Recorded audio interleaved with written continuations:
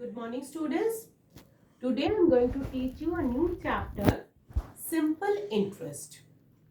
In the previous class, we have already learned about simple interest.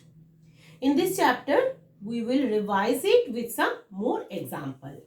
Now you know the term which is used to find a simple interest is, first word is principal, that is the money borrowed, lent or deposited.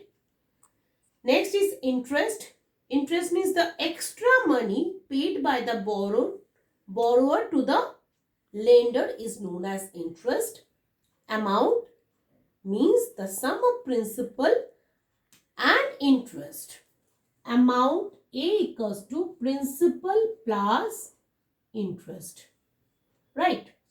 To find the simple interest, we using the formula simple interest SI equals to P into R into T divided by 100, where P is known as principal,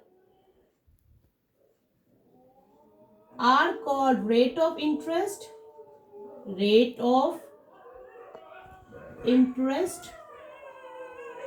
equals to time period.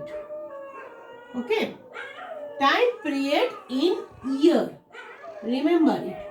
Suppose if it is given that time periods in month, you should be converted it into the year by divided 12, because we know that 12 months in a year.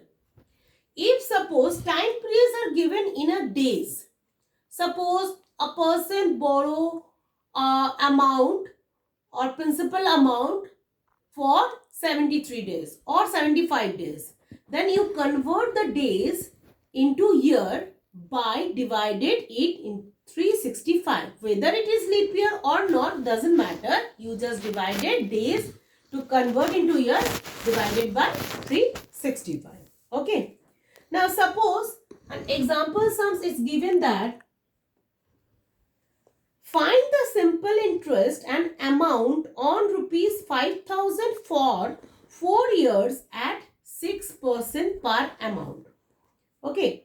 So here principal is given what? Rupees 5,000. Okay. And R is given 6%. Time is 4 years. Now you have to find the simple interest as well as amount. So both this formula, for first formula to find the simple interest, you can using this formula. That means simple interest or SI equals to P into R into T divided by 100. Put the value 5,000 into R is 6%. 6% means 6 divided by 100. That's why you are write it down 100 here. And T is 4. Now you calculate it, 0, 0, 0, 0 cancel, you get 50 into 6 into 4, you get rupees 1200. That means amount will be what? Amount A equals to P plus I or SI. P equals to 5,000 and amount equals to 1200. So we get rupees 6,200. Amount equals to 6,200. Okay.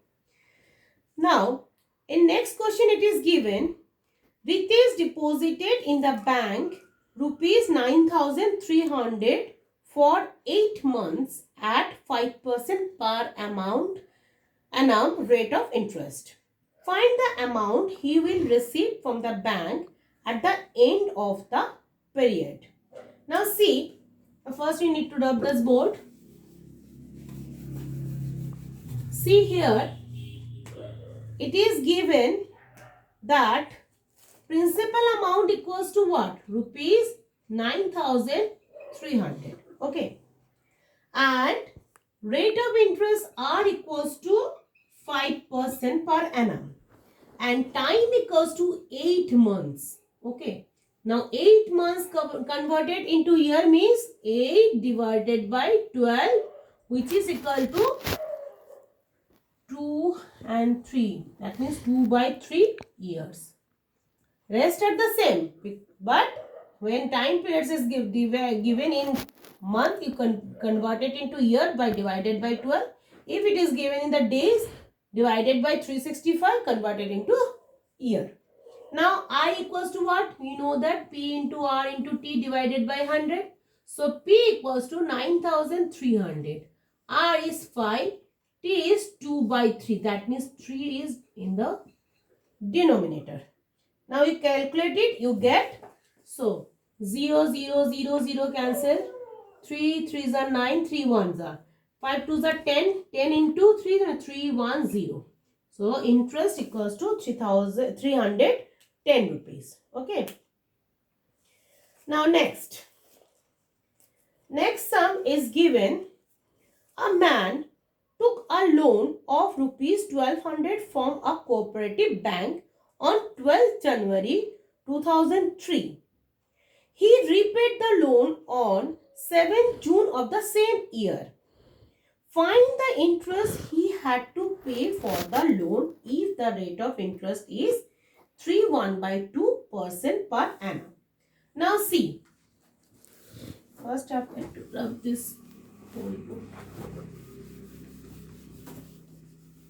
Now here you see that principal amount is given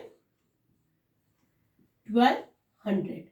Rate of interest is 3.12%. That means 3 to the 6, 6 plus 1 is 7/2%.